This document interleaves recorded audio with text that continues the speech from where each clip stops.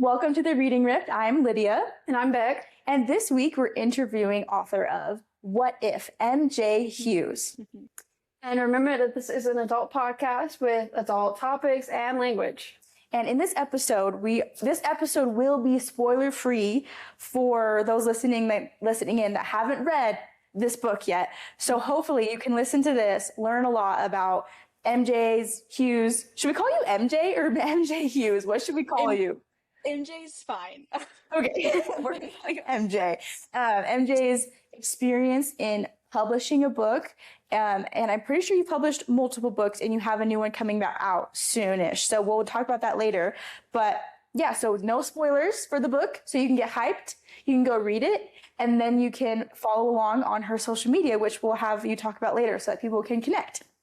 Okay, so first we want to know: did you grow up in a reading household, or did you kind of discover books on your own? I would say that I discovered books on my own. My parents have never really been into reading. I'm actually a first generation college student. And so I grew up really loving like Hank the Cowdog and Goosebumps. And so my genre has definitely like totally switched because I'm full romance now. But I definitely kind of found it on my own and probably through school mainly. Yeah. Okay, that's cool. So now being in like the romance genre, what are the authors and the books that have shaped you now? There's so many. As far as hockey romance specifically goes, Elle Kennedy was the first series that I read. Um, and so that kind of introduced me to hockey, and I really just loved like the broody, rugged man that just fell super hard for his girl. And so that's kind of where I got introduced to hockey romance. But as far as just like indie author and just seeing success, I'm a huge fan of Chelsea, and I always butcher her last name. It's Kurto or Kutro, but she writes the DC Stars series. I don't know if you guys have heard of that. It's just seeing her success as an indie author. She also just went traditional for one of her books. So there's many authors out there, but specifically like her being in hockey romance, and also just her taking the time to kind of talk and help with me and the little things that I've had questions about is just super, super cool to see. And one of my big, I guess, like, like she's awesome. So cool. I love because publishing and writing a book is hard in general. No matter if you do traditional or you self-publish or whatever you do, it's hard, and good job for doing that. But it's cool when you can see someone that is able to make self-publishing like big for them, because it's really hard to do that. Yeah. So was there like a teacher or an adult figure in your life when you were younger that kind of pushed you towards reading and writing, or was it more of a post-school thing where you were like, I think this is something I want to do? Like growing up, English was kind of always my favorite subject. I always loved reading and enjoyed writing. But I remember fourth grade, and were tasked with like writing a poem, and I wrote one about a star. And I remember my fourth grade teacher, her name was Miss Douglas. She told me, she read my poem out loud to the whole class, and she told me, she's like, you have a lot of potential. At fourth grade, I mean, okay, thanks, Miss Douglas. But but it was really, I think that was kind of like the first time where I was like, oh, I wrote something well. And it was actually kind of a full circle moment. She came to my first ever book signing that I had, which was super That's so sweet. cute.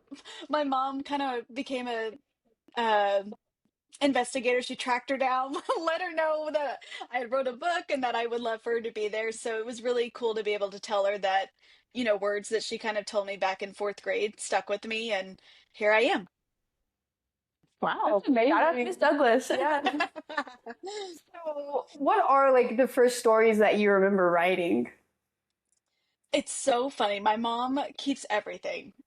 And so she found some old, and I mean, probably like third grade books that I had written of like my dog. There's one titled Santa's Sleigh. So like very little things, but when I was in college, my dream of writing started.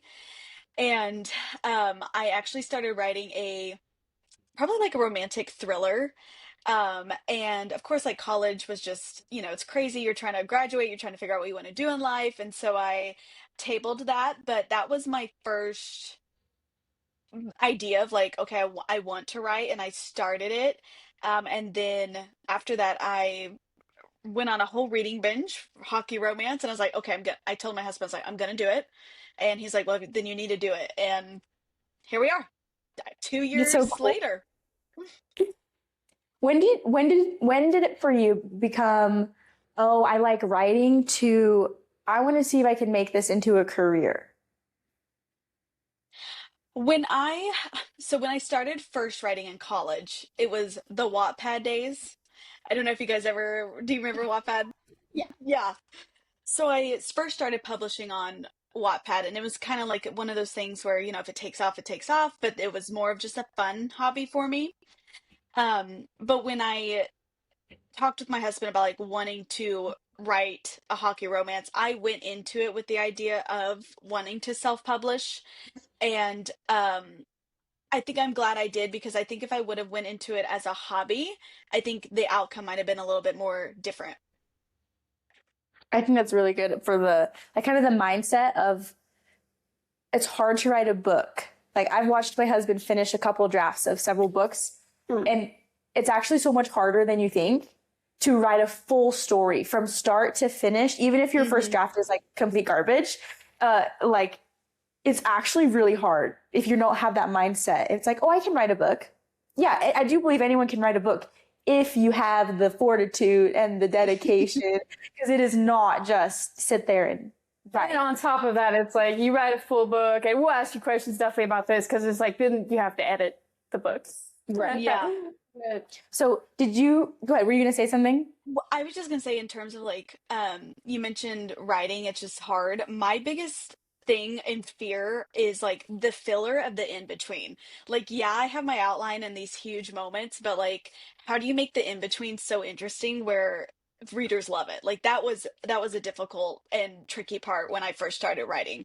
Okay. Uh, did anyone ever doubt you, including yourself, when you said, okay, I'm going to write a book and I'm going to publish it? And then how did you handle those doubts? I am very thankful that my family and my friends, and specifically my husband, have always been very supportive of my dreams. It was never something that they downplayed or questioned. It was more of so like, okay, you're doing it, we're going to support you, which is great. Honestly, I think, and this is what, everyone says this, but like you're your own worst critic. And that was definitely my case, and still is. There are cycles, and my husband has come to know this now, where it's like I start really great, and then by the time like I'm getting ready, like halfway through writing, I'm like, oh my God, this is awful. And it's just like this constant every book. And so he's come to see like my signs, so he knows. But I definitely have been the only person to doubt myself, which, I mean, as sad as that is, I love saying that I have such a great support behind me, because when I start doubting, they pick me up. That's awesome. that is amazing. And in the like between the doubt and everything and the support, when was the moment that you knew that you felt like you could actually do this? Oh, that's such a great question. I think that there's a few examples, like or a few times where it was like, okay, this could be a thing, and then like, okay, maybe I've kind of made it. Um, I would say the first ever where I was kind of like, oh my gosh, like this could be something that goes somewhere, or like, not just my family. That was my biggest thing. I was like, I mean, I have so many family, and if my family buys my books, great, but I want to reach people I don't know.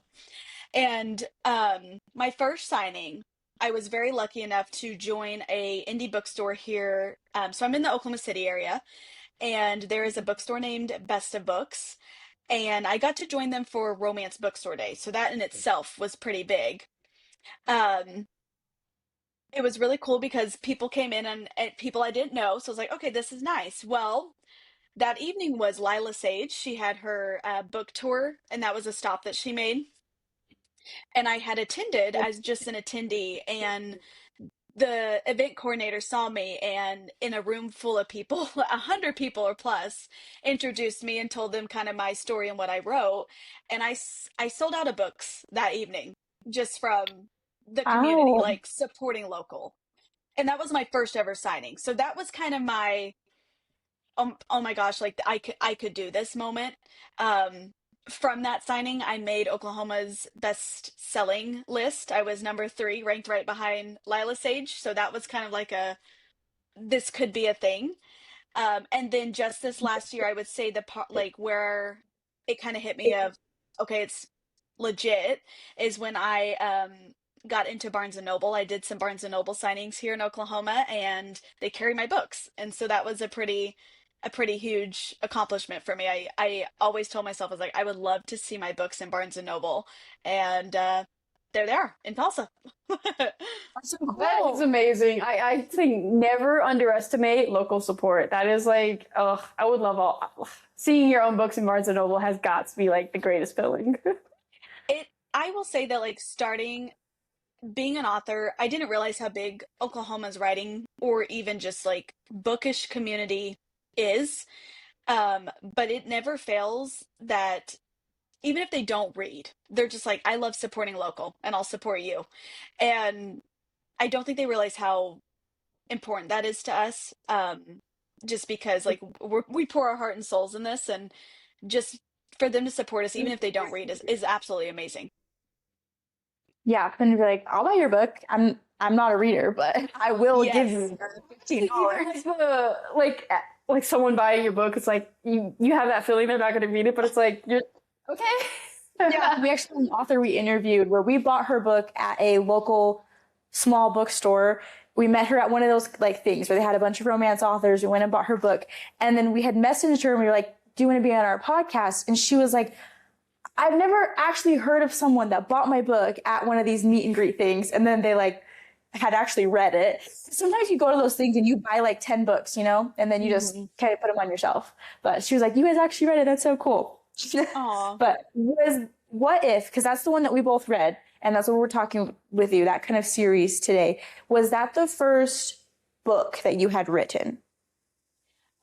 From the one that I like attempted, what if is the like my first book that I started and I'm gonna say took seriously. I loved the romantic thriller that I was writing, but it was, like college days, and it was here and there I would write, but what if was very intentional.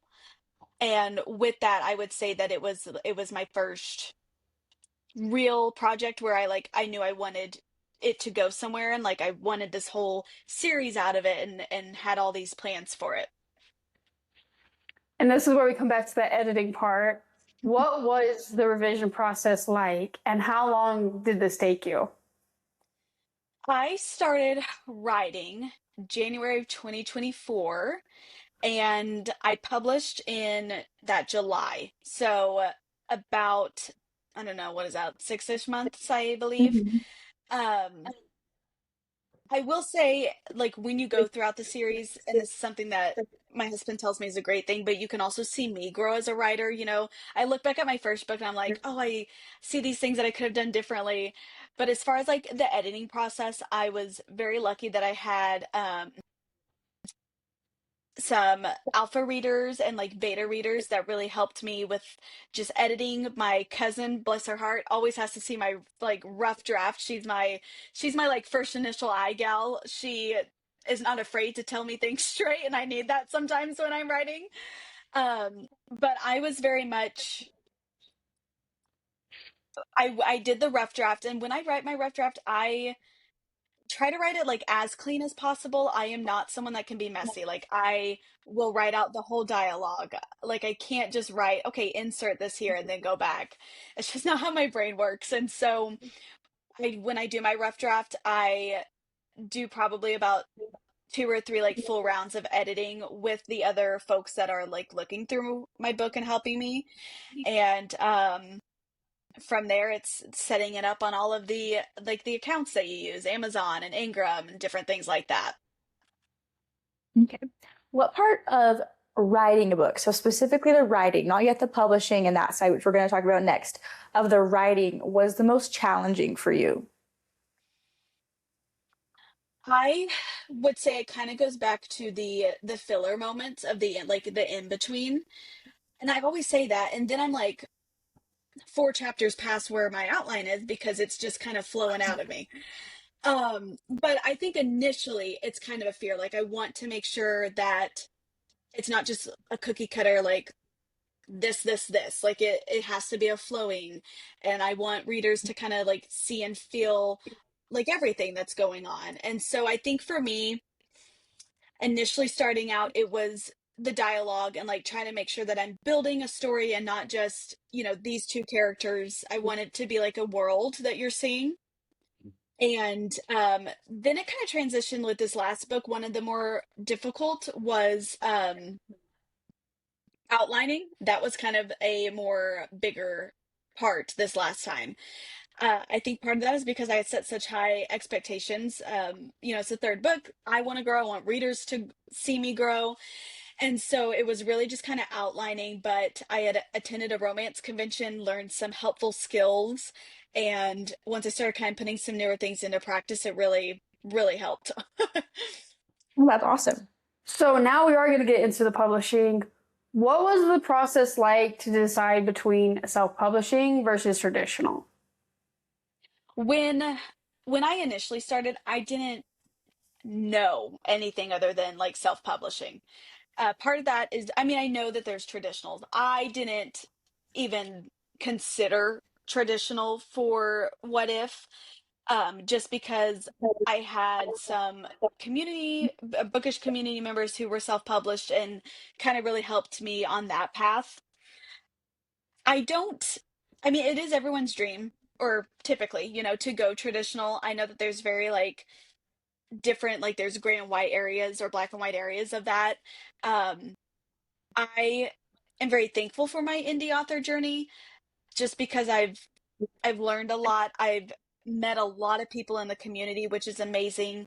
And like I said, it all kind of goes back to like that local support. But it I went into it kind of think like, okay, I'm going to self-publish this. And I would love to eventually maybe go traditional with like a new series. I know sometimes series will get picked up if they take off and whatnot, but I I'm really loving like my indie author being able to like go wherever I want and do whatever I want with my books. And so it's been a great journey.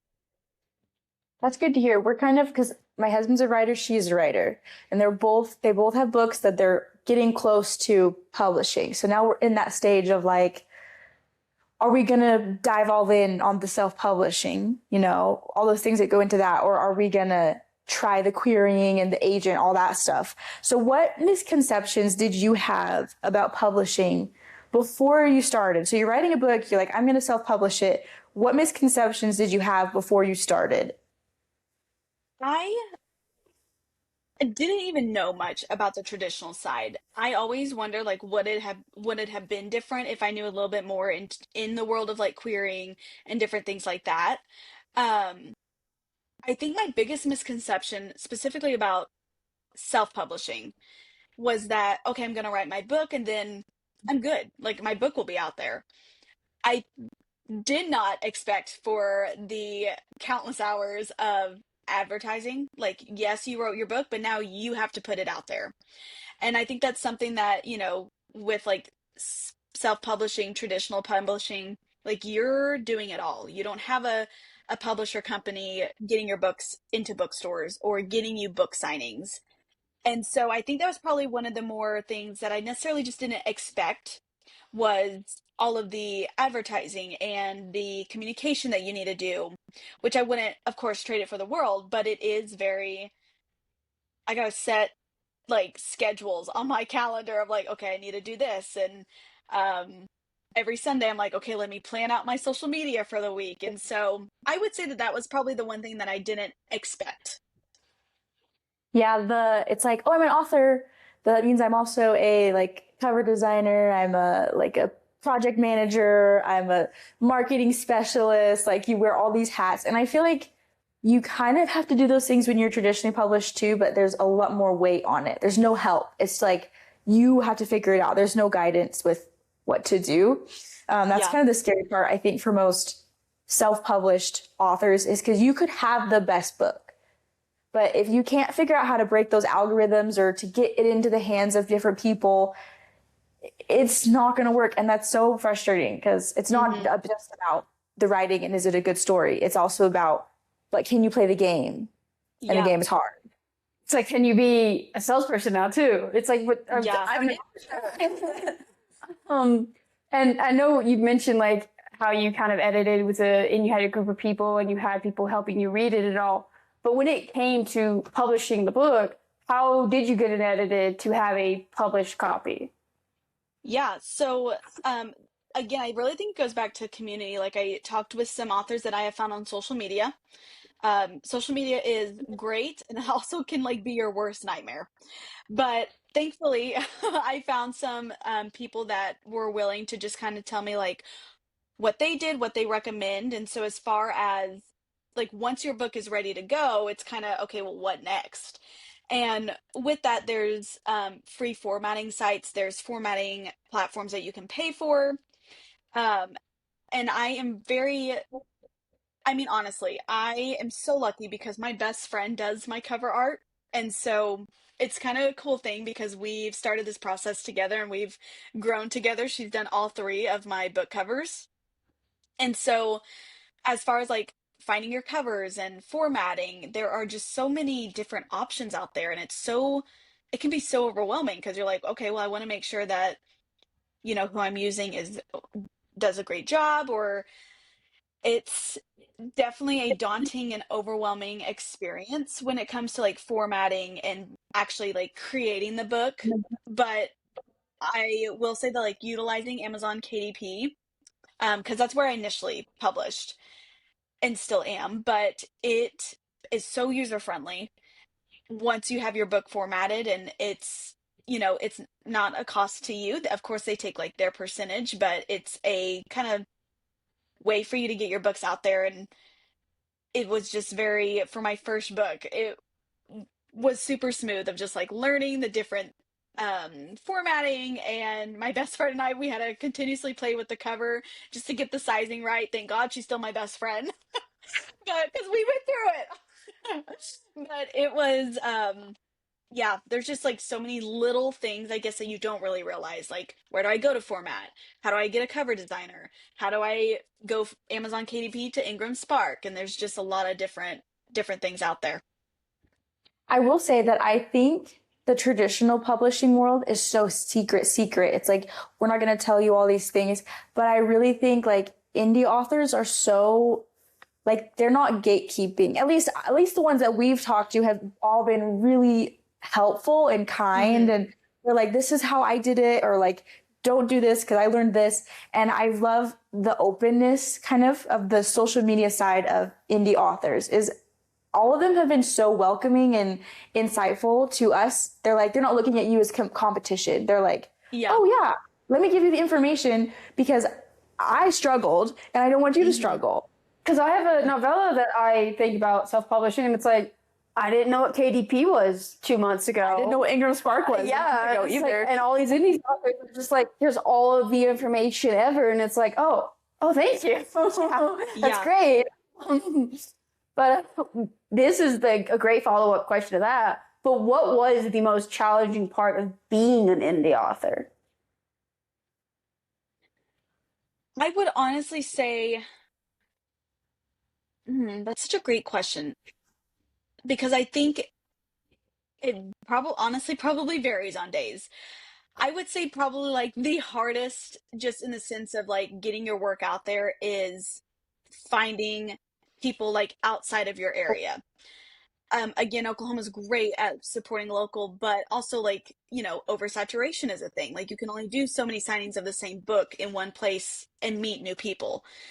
So I really think that part of the hardest, one of the hardest things is reaching further, like not just Oklahoma. I want my books out in California or wherever it may be. And truthfully, I think that's where the power of social media comes from. But again, it's not always our best friend. Um, it's like you said, like algorithms, and you could, one of my things, I'm like, I could put my best effort into a TikTok and it get 200 views, and then one that I'm like being goofy and it gets, blows up, and I'm like, okay, where are we at? What's going on? Well, she literally told me that the other day. She was like, I spent like hours making this one.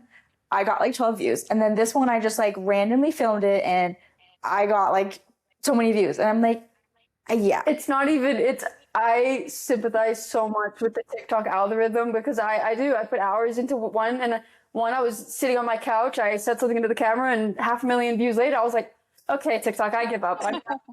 It is very, like, I understand like that feeling. So you try to self-promote yourself, your books, and it's like, that is a struggle. This is one we've wondered with a few people now who were self-published but didn't have this yet.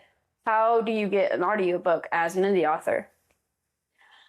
Great question. And so What If became an audiobook recently, and it was never necessarily like on my radar to do. But then I started having people at signings, they're like, is it on audiobook? And I'm like, well, maybe I should look into this. Um, I am very much like, I know you got to put in to get, and I get that. But also, like, let's be honest, as an indie author, we don't always have that much to put in to get. I mean, if we're just, it's honesty. And I came across, again, community. I talked with some authors who I knew, also indie, that were in the process and works of getting audiobooks created. And similar to like KDP, Amazon has ACX, and it is the audiobook version of like Amazon. So they put it on, I think it's like Apple Books and Audible. Downfall, you can only get a single narrator through ACX. And I'm very much like, I don't know, if I'm going to do it, I have a vision, and that, like, I need the vision to come alive. And so, but again, like, I found a male narrator and he had done ACX. His name is Noah Trent. Amazing. Um, and he was telling me kind of how he had worked with authors, and then I started learning, okay, well, you can do like dual narration. There's like a way around it, and ACX is totally like they work with you on it. And so I utilized ACX, and there's different options that you can do on there where you like entirely pay your narrator up front. There's an option where you can pay and they get royalties, or they simply get, like, you guys just split royalties. So essentially, it can be super helpful of not having to be out so much money like up front. And I think it's been out for, I want to say like 2 or 3 weeks now. And I think we're about 20 copies of like the audiobook being out there, which is great because again, it's just like an additional way to get your book out there. And so I had never even really thought about it until, so like, people were asking me, and then thankfully I knew some indie authors who went through the process. Well, I will say I am one of those copies. Yeah, she was. And I read it, and that's why I was like, oh, I really don't see too many self-published books that have an audiobook. And so we were looking into the process, and we're like, this gets really expensive. Wow. Yeah. It can, So what because was, like, oh, yeah. sorry. No, you go ahead. I was just gonna say it can because there's like certain narrators, they charge like per word per hour. And like when I first got into it and was looking and talking to other indie authors, they're like, yeah, I was out about 2 grand, and I'm like, you can and you can't, like, and I'm thankful because ACX has those options to make it a little bit more affordable, and there may be different platforms out there, but so far I've found ACX and it has treated me well. And so, yeah, I'm thankful for that. Did you make any mistakes when, I have a question here of what mistakes have you made that you could share to other authors in regards to making an audiobook? Audiobook specifically. I Truthfully, I probably got again really lucky. I ACX is really nice because you can listen to the narrators on there. Like they all have kind of like a pitch or like a sample. And I happened to come across Noah Trent, and immediately I was like, oh, I really, I just, he like fit Liam. And he was just super nice and helpful. And honestly, probably because of him, I can't answer that question because he helped me so Good. much. But he really provided like a lot of information into how to do the dual point of view, or like how he's worked with other authors and like what he recommends. Um, I'm super excited because he wants to stick with the whole project, and so I'm very excited for him to kind of continue on with that as well. And what do you want readers to understand about supporting authors? Honestly, I think that reviews go a long ways. Like that is kind of like the biggest, especially for indie authors. Um, like when you're trying to push your book and whatnot, I don't know about you guys, but when I go through Barnes and Noble, I'm looking on Goodreads. I'm like, okay, what are people thinking? And for indie authors, especially, like we don't have a publishing company necessarily to back us. And so going, just rating, reviewing, whatever it might be, I think for me specifically, and I've talked with other authors about this, it goes a long ways when other readers who might be interested see that traction. Um, and also like if you are trying to like query your already published books, that's something they look at. They look at reviews, they look at Kindle Unlimited reads and things like that. So I think really just supporting and like reviewing, rating, it's very helpful and important to us. Okay. Honestly, it's a good reminder because I actually myself forget to review books. I'll be like, oh, this is a really good book. But Yeah. I think that it is a good reminder. Review books. Definitely if you like them, 5 stars, review that book.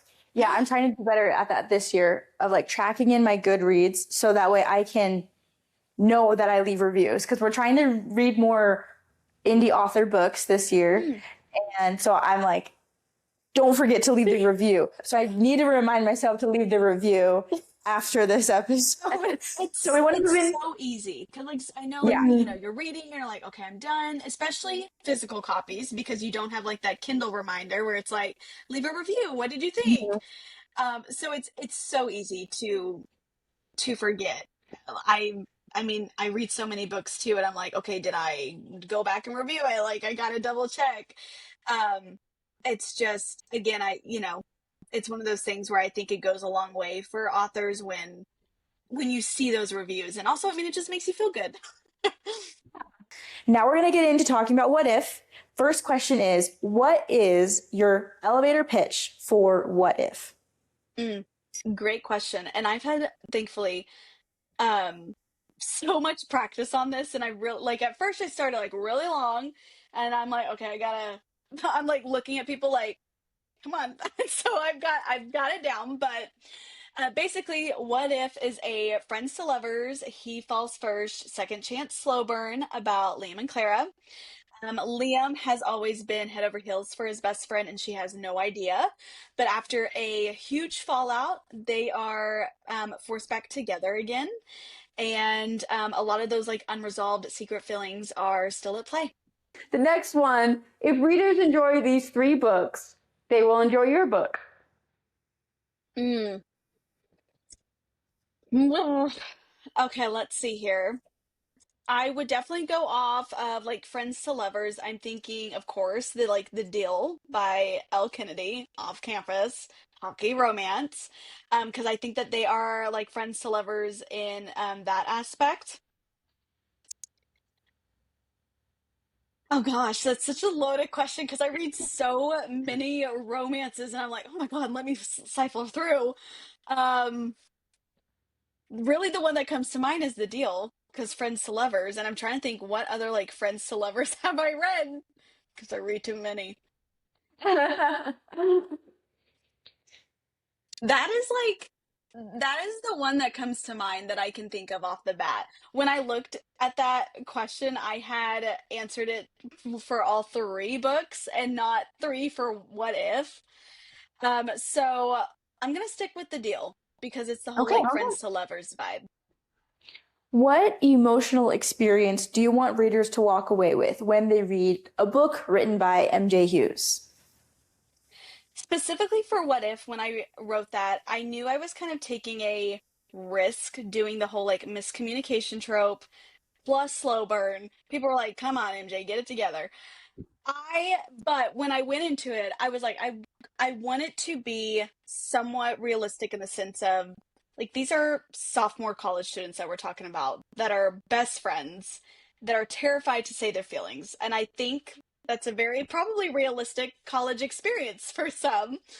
And so I think it's for What If, I really wanted it to be something where people maybe see like an experience of their own of like, what if I would have just told that person how I felt or eh, friendship, whatever it may be. The whole thing is centered around, well, what if I would have just said what I wanted to say? Would it have been different earlier on? Yeah. And then what type of reader is your book for? Mm, that's an interesting question. It's so hard to answer because I've had like high schoolers read my book all the way to my mom's 50 to 60-year-old friends who love it. And so I guess I would say like if you love kind of like the found family, a lot of banter. I really like my hockey boys and like just their friendship that they have. Also my gals. But I would say that readers who love just kind of like a, well, I'm gonna say feel good because we're like, okay, come on, Liam, get your shit together. But I would say really just readers who are standalone, like they like where they can pick a book up or pick up the third book. But more so the found family. Like I really wanted to create a world where like you want to see more of each character and you also see those characters as you go on. I will say the slow burn lovers for this one specifically because I love a good slow burn, but I also think it's hilarious because we were talking earlier that her mom would like this book, and I was like, you're right. This is like an age group. Like this isn't an age group. This is like the everyone. This ranges. My mom reads romance books, but she's like, I love a good banter. Like I love dialogue. That's what she's like, I don't care if the writing's bad. I don't care. Like I just want good dialogue. And I will say when you said about the hockey boys, I remember reading it and I was like, this is actually realistic for how like my husband and his military friends, like how they talk to each other. Or like, how Oh the my boys God. boys. And it's I like will say because I was in the military, the pizza scene, just I too. Oh my gosh, I was actually talking today about this because I was in the military and I was talking about how like I would show up to something just for the pizza, and if the pizza wasn't there, I don't care what you're going through. Where's the pizza? So like, yeah, it's realistic. realistic there. What is the origin story for this book? Where did you get the idea or like where did it start? But I want to know like what made you pick hockey romance? What made you come up with this world, these characters, and how did it and then it obviously became what it became, but where did it start? I You guys have some really great questions where I'm like, okay, well, let me like think back to 2024 me sitting here thinking of this book. Um, I would say that the idea for the whole series definitely started with me like wanting to create a world that people would fall in love with. I also go into this and this is such like high dreams, but I'm like, okay, what could I write that maybe could eventually become a TV show? Because I mean, that's something that you would love to do. Yes, have the goals. Do it. Focus on the goals. Think big. Don't be ashamed of it. Love it. Yeah, and so part of me was like, well, I think that like I wanted something of like you're in college, but like we see them grow, and I really wanted a world where people are like, okay, but what happens with this character?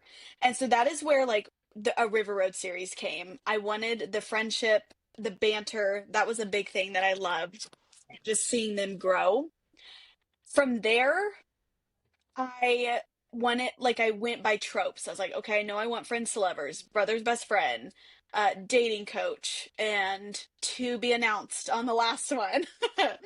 But so that from there, that's kind of where it bubbled down. Like I wanted friends to lovers, and then building Liam and Clara's story, it came from the trope itself, which I think really helped because I kind of knew where I wanted to go with it. And my cousin still like she gives me so much grief about this, but I mean, when I first started, and you guys have read this and I can't spoil it, so we'll stop there. But I will say that there was just things where like I originally planned and my voice of reason was like, no, you're not doing this to this character. Um, I know I just totally went on a tangent there, but You're good. basically to sum it up, it was I wanted people to fall in love with not just one book, but the world. And that's what Barker University is for me. Mm-hmm. I will say, if I'm gonna recommend a book, like if you like this book, you'll like this book. What's the author? I always butcher her name. Ali Hazelwood. Oh, yeah, Ali Hazelwood. Not butcher her name. I feel like, because like I like Ali Hazelwood for the same reason. I feel like I'm liking these books because I've only read this book, like What If, but I feel like going down with more of your books, I like it for the same reason, which is Ali Hazelwood writes standalones, but you have the characters there in other books, and that's like the same thing that you're writing, isn't it? Mm-hmm. And I feel like if you like those books for that reason, you'll like this. I love hearing that. And when I'm thinking of books off, like based off my books, I am ashamed to admit I read a lot of hockey romance, and so I'm like, let me pull from my book bank of like, what else do I read? But yeah, that's good to know. I wanted to do the standalone because as much as like I love, their story like coming full circle and ending, I was like, I still want to see them throughout. And so the standalone gives that. Like you can see still them grow in little pieces while still focusing on like the next person. So yeah, with this third book releasing, I have one more after, and I'm like, oh my God, what is happening? I will say, book one, you're getting what you're getting with Liam and Claire. Is it Clara or Claire? Clara, and then he teases her with Claire. Okay. Liam pulled one over on me. Like but you did such a good job at the foreshadowing of like what is happening building up to book two. I won't say names, but I was like, if she doesn't bring it back to this, and then I'll say when I first read it, I thought it was a full series about Liam and Clara. So I was like, what is she gonna do? What is she gonna do that's gonna bring this all the way to 3+ books?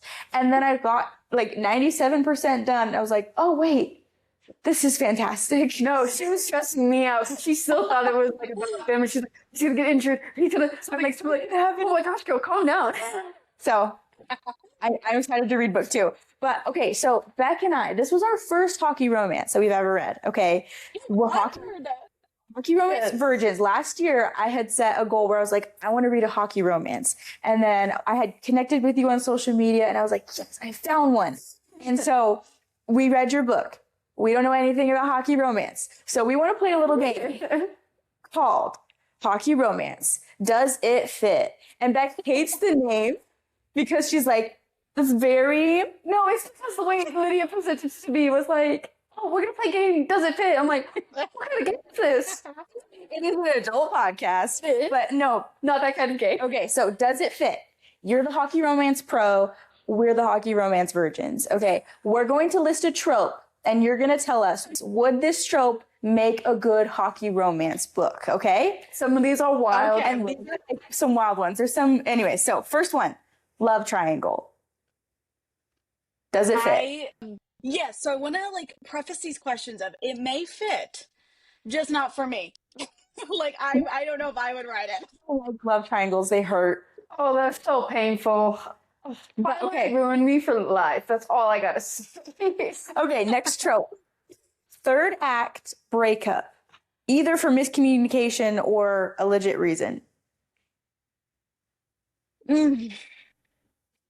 Well, I'm gonna have to say, based on my series, it fits. Okay, epilogue babies. Like they have babies in the epilogue? Like it's an epilogue, and it's like, oh, we've gotten married, and now we have Okay. kids. I didn't even know what that one meant. Ugh. Gosh, guys, why do you ask such hard questions? Think of worse. Wait till the Just wait till the next one. Okay, let me say this. If it is something where it's like it's just like thrown at you like word vomit, I'm gonna say it doesn't fit. If it is something where like we're rooting for them and it's a very like cutesy here it is type thing, I just feel like that would be so fast forward unless it's like a cute like, oh, and then he comes in and says, "Hey mom," something like that. That would be really cute. Yeah. So Okay. I'm gonna go it fits. Okay. Next one is dragons. What do we Hockey do? A romance? fantasy hockey romance. fucking dragons. You know what? If you do, I think you might be the first. Okay, next one. Vampire werewolves hockey romance. Honestly, Like honestly, Teen Wolf Lacrosse. Like I think that could fit and probably be really hot. Like if we're being Okay, honest. there we go. I think you might have a new book idea. Okay, grumpy hockey player. Oh yeah. Oh yeah. 100. Who isn't? Like that's the real question. You gotta love that. Okay, golden retriever hero. Yes. Period. Okay. I put stalker romance. Stalker hockey romance. I have read one. Okay. And, it's called, yes, what is it called? Oh, The Pucking Wrong Number, like that series. And Okay. let me rephrase, maybe not, no, I honestly, what is that called when you get like kidnapped and it's that I don't know what that trope is called. But I know what you're saying. Stockholm syndrome? Yeah. Yeah. Yeah. It's a very, I don't know, maybe when you say stalker, I'm thinking dark hockey romance, and it's a thing. It is like a whole subgenre of romance. So hockey romance. We can have hockey fantasy, hockey dark romance, hockey sports. So we can have hockey just about hockey. Yeah. What for me? Amnesia. Okay, I'm thinking like they're on the ice. He gets his head hit. He forgets her or something. I think that could be really cute. Yeah. I think so too. Okay. I have never read or heard of one like that. So that's very interesting. Look at that. I should pitch these ideas. Okay. Hockey player is actually a dragon. No. Shape-shifting hockey players. It goes back to werewolves. Yeah, but that's a whole nother level of like. This next one, I was thinking like, I feel like Teen Wolf is like getting into hockey here, guys. okay, I was thinking the Stanley Cup is cursed. Okay, so the team, they win, they get the Stanley Cup thing, but it has a curse like on it, and then they have to like break the curse or something. What do you think? I think you tie that into like romance, that could work. They're gay. Okay, my last one is I'll retire for you trope. Actually, I just read. I don't know if it's a book, but it is a book. I don't know if it's like retire for you trope, but oh gosh, Balcabra, I think is how you say it. Balcabra.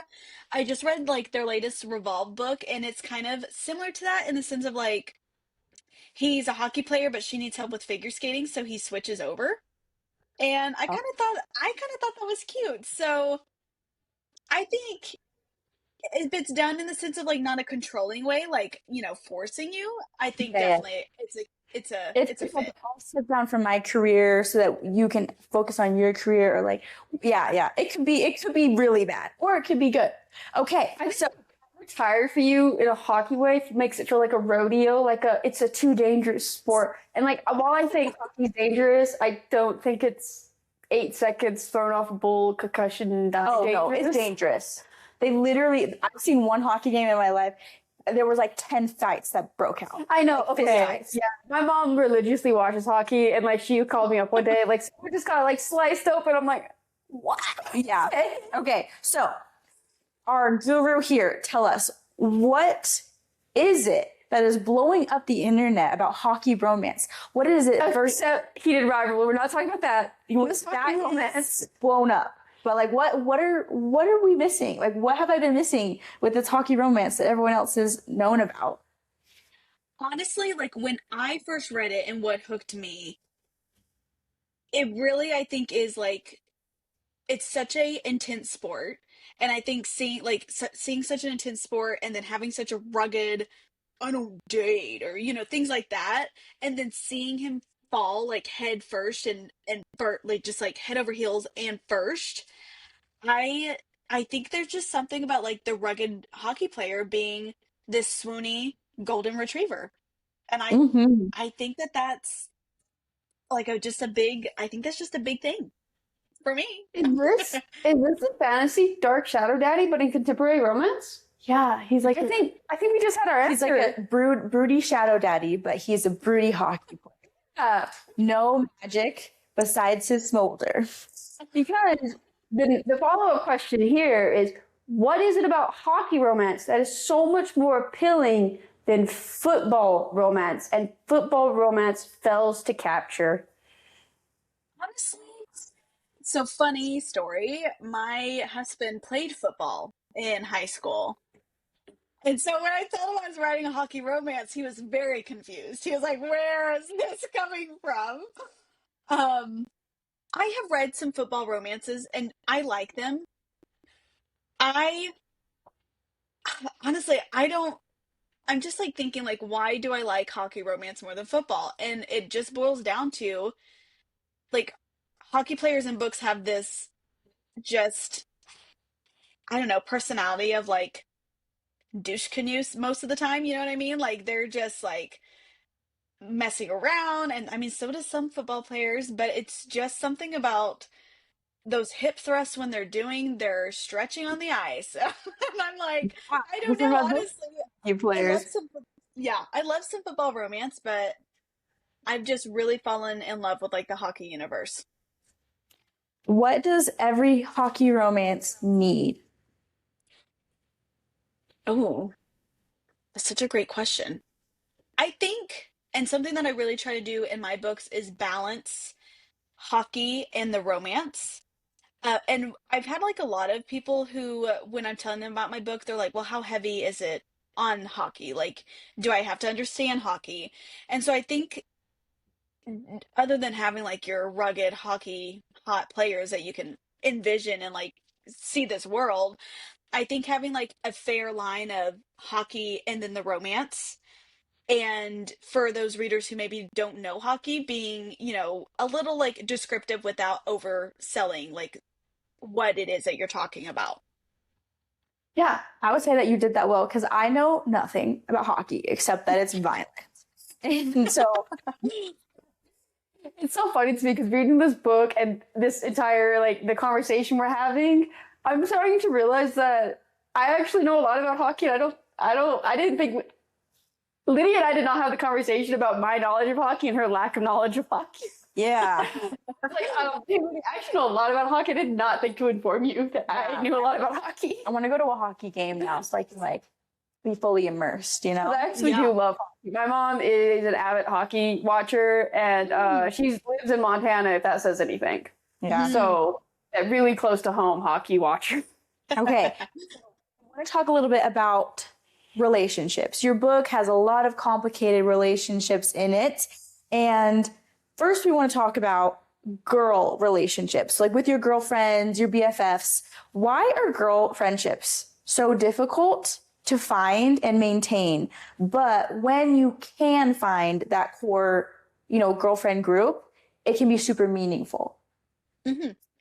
Like in my book specifically, or just like More life? specifically, maybe why you wanted to show female relationships about and then like bring it to life.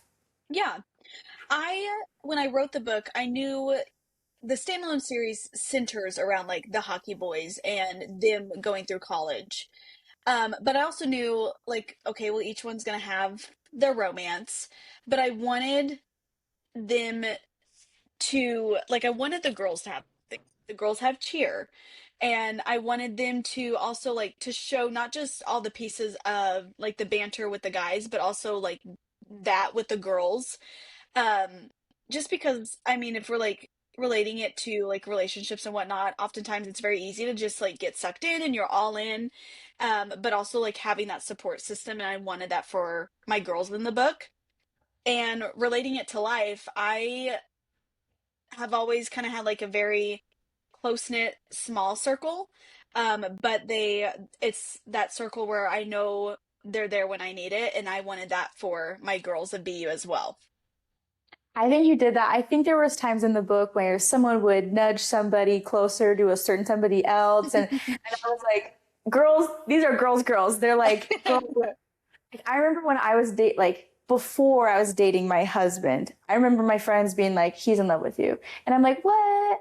We're just friends." And I remember them being like, "Ha, he's so in love with you." And I remember them talking to him, hearing like upstairs, I'm talking to him, and them being like, "You better tell her or she's gonna like keep thinking that you're not interested." Anyway, so I thought like you did some things that brought me back to those like dating years of it's Hmm. actually realistic things that happen to people. And I I honestly was just thriving because I'm 24 in that dating age and everything. Reading books like this to me is just like,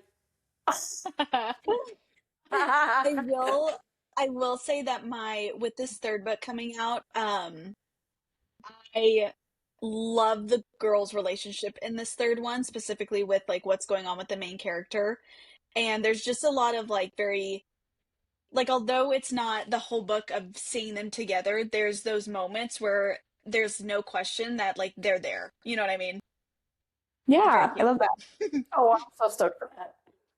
The next one, this is the one you mentioned it when we started the interview. The trope that was questionable, miscommunication. Why Hmm. can people and characters just not tell the truth? It's something I asked Liam many times as I was writing his story. I think it goes back to me wanting to be somewhat realistic. Like there is a point where it's like, okay, like there's the signs, like you can tell them. But I think it really kind of boils back down to like the genuine fear of I just got her. Well, I don't know if I should say that because of the Twilight face, so I won't. But it really boils down to like their whole story was the friends to lovers, and with everything that they went through, I think the miscommunication trope stood for them because of their story specifically. Not everyone is a fan, and I also when I wrote this, I went into it with the mindset of I understand not everyone will like this because of miscommunication. Um, and like I had to come to terms with that. Like not everyone's gonna want to read slow burn miscommunication. But I think that like with Liam and Clara's story, it was almost like just essential to their story in itself. I think going back to when you talked about the fillers parts of the book, I think the book was written really well, like the plotting and the pacing, because it was like there was times when their paths were about to cross. They could have said something, but then things got in the way. It was like it felt really natural, the progression, and then it was like it's at the point now. It's now, or if they don't say something, readers are going to throw their book. But Yeah. you build that like that's why I couldn't put the book. I read it in like one sitting. So like I read it in one sitting, and I was like, I just gotta like, I just gotta know. I just gotta know. Slow burn fan? I know. I was like, oh my goodness, and then I was like, oh my gosh, it's so late, and I'm so tired. But I know now. Say for watchers, people that are watching this interview that haven't read the book, and just for you, it's like the miscommunication in this book wasn't the kind of miscommunication where it's like, if you don't tell her, I'm going to hit you in the head. Like, Well, it was. well, it was, but it wasn't the kind where it's like, why didn't the author write this character? It was more of like I get why he did it, I guess. But because what I'm saying is like, you wrote it in such a way like it was, okay, yeah, I get it. I'm annoyed about it, but I do get it. So like as a reader, it wasn't like the book wasn't making me feel like the miscommunication trope wasn't making me annoyed. I wanted the character to say the things. Yeah. So, like, as someone, maybe if you haven't read the book, I'm letting you know the miscommunication trope wasn't one of those books where it was like, why did they put that in the book? I'm saying this was a realistic, like, you're walking through life. These things do happen. You say stupid things sometimes, maybe. Yeah. For sure. Well, Same with those. I love hearing that. We are going to link everything below, but for you to tell everyone, how can readers connect with you, social medias? What's the best way to connect with you? Yeah. I love talking to people. I am an extroverted person to my core. So I always engage with people on I'm mainly Instagram, Facebook also. But I'm also like that person that if you DM me a question or something about my book, I'm answering you. If like that's just who I am. And so I would definitely say I'm on like all the major social medias. I TikTok out the wazoo, but Instagram and Facebook also. I'm always posting on there. Okay. And we'll definitely link your accounts below so people can find those.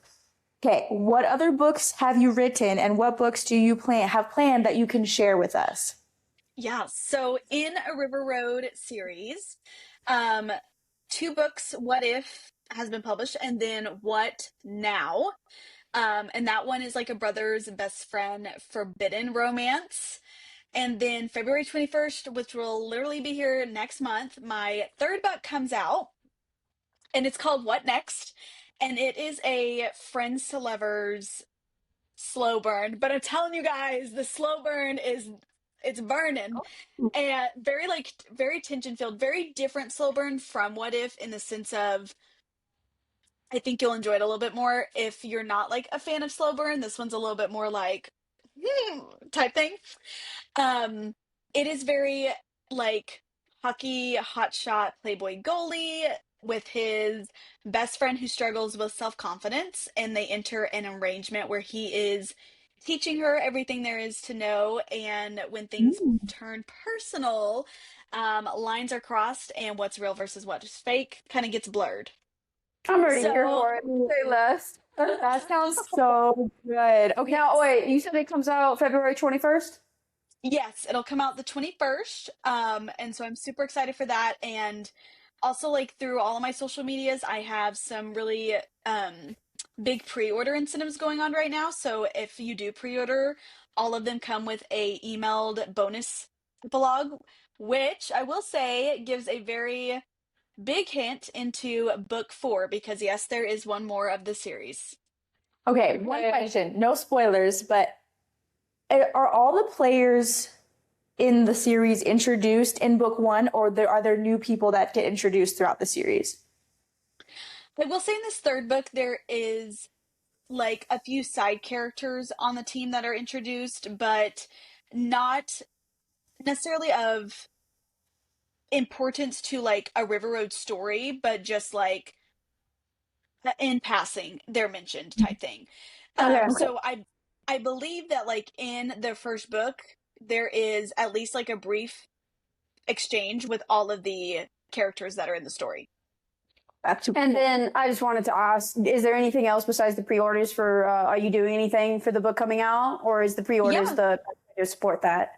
So we have the pre-orders, but also like here in Oklahoma City, I'm actually having a book launch party, and that is taking place the night before. So it's kind of like an early release party. So super excited for that. But definitely have like the pre-orders on my social media for those that aren't in Oklahoma, or if you're looking for a road trip, you can come to that too. okay. What is the long-term vision for your writing career? Another great question, and one that like with the approach of like ending this series, it's something that I've been thinking about a lot. Um, I went into writing like not just planning to do one series, so I do have ideas in the works. I did pitch an idea to a agent over the summer, and they were interested in a series that I'm kind of in the works of slowly creating. But like long term, of course, I just want to keep going. Like I don't want it to be like a one series type thing and they're like, okay, where'd M J Hughes go? I really just want to like keep growing, and I love writing, and I just want to keep putting my love out there. Speaking of loving writing, our last question is, and we ask all of our authors this, is why do you write? Oh, what a great question. That's so loaded. You guys asked some really loaded questions. Good We want thing. all to see. Why do I write? Wow. I think because I want to like look back and say that a goal that I set out that I achieved. And ultimately, I want like readers to like I write for myself, but I also write because I want people to love what I write. And I want readers to look back and like remember my series, and not just that, but also like and encourage other people to see my series. I always thought it was super cool. Like I see TikToks and they're like hockey romances. And so I'm like, man, like it'd be awesome one day if like people just know my series. And so I think it's a two-part. I write for myself because I love to and to meet my goals. And then I write for people to also just like see my hard work and hopefully love it as well. Awesome. Okay. Well, thank you for talking with us, sharing your insight. We can't wait to follow along and read the next books in your series. See how successful you come. I'm here. I want to see you get a TV show now. I'm Yeah. loving your TV. You said that, I was like, it's like hockey Bridgerton. Oh. You know what I'm saying? Okay. Awesome. Well, thank you.